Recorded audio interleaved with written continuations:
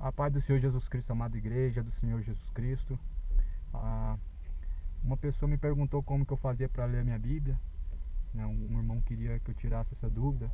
Eu sei que tem muitas pessoas que estão começando a ler a Bíblia, e depois que eu fiz um vídeo, né, falando sobre as Bíblias que eu utilizei, né, as quais eu usei para pregar na rua, aí surgiram algumas dúvidas em algumas pessoas. Talvez você quer começar a ler a Bíblia, muitas pessoas não sabem por onde começar, como começar.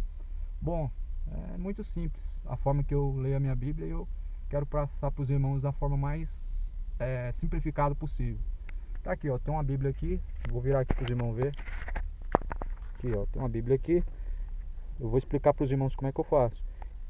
Eu sugiro que os irmãos comecem de Gênesis, vai do começo até o fim.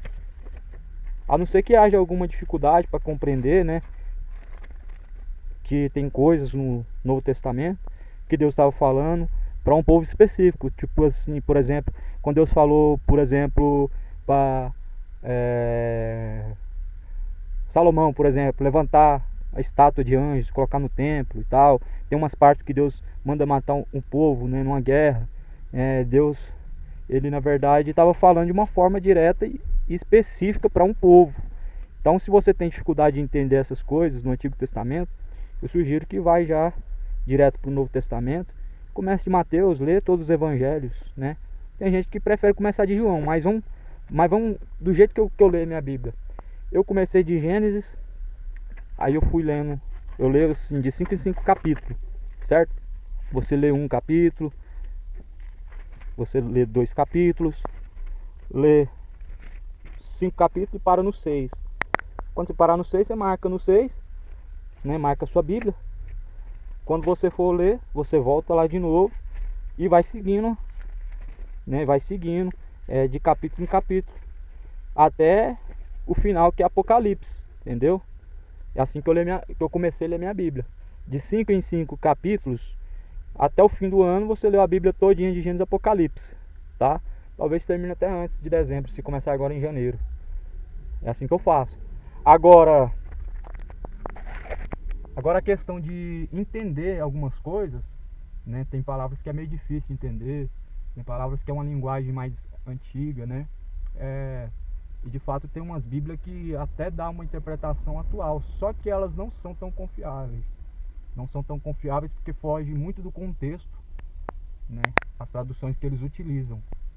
Então eu não sugiro que os irmãos usem uma tradução atual, uma NLT, uma nova tradução, porque elas fogem muito do contexto em algumas partes, tá bom? Essa aqui é uma Bíblia que é mais próximo do original, tá? Essa aqui é uma Almeida. Deixa eu ver aqui, ó. Essa aqui é uma João Ferreira de Almeida, tá? Ela é fiel aos originais, tá? E essas Bíblias que é mais fiel aos originais, as palavras delas são difíceis de entender. Então vocês vão lá na internet, no Google, é uma forma mais simples de você entender o significado. Teve dúvida de alguma palavra difícil de entender, vai lá no Google, pergunta lá o significado. Ou então compra um dicionário bíblico. Eu até tenho um dicionário bíblico, mas eu confesso que eu usei ele por umas 3 vezes só. No decorrer do tempo, lendo a Bíblia todo dia, assim, né? São 9 anos lendo a Bíblia. Desde quando eu me converti, eu comecei a ler a Bíblia, não parei mais.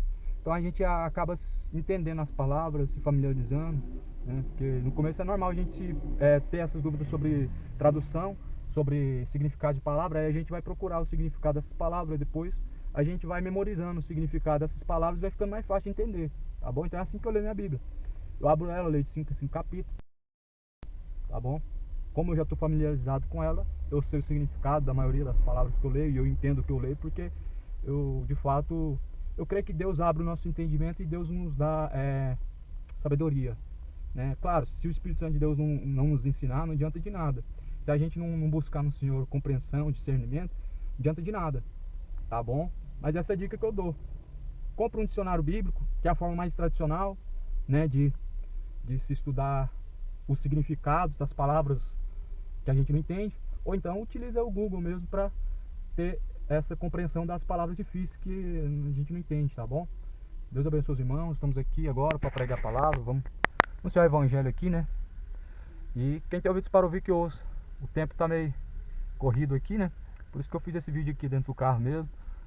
Trabalho, né, e acaba ocupando muito tempo. Mas eu espero no Senhor que um dia eu vou ter mais disponibilidade. Eu não gosto de ocupar maior parte do meu tempo com trabalho. Eu prefiro ter a maior parte do meu tempo dedicada a Deus, ao reino de Deus. Porque é assim que Jesus nos ensina, buscar em primeiro lugar o reino de Deus e sua justiça. Mas se a gente dá a nossa vida pelo trabalho, que tempo que sobra para Deus? Né? Aí a gente vai dar para Deus o que resta da nossa força, o que resta do nosso tempo. Para Deus a gente dá o melhor, não é o nosso resto, né? Então, ore a Deus aí também por mim, para Deus abrir outras portas. E, claro, a gente vive do suor do nosso trabalho, mas precisamos também pensar que o reino de Deus é em primeiro lugar e temos que buscar tempo, tá bom? Que a paz esteja convosco, irmãos. Fiquem na paz, todos os irmãos, em nome de Jesus Cristo. Com Deus.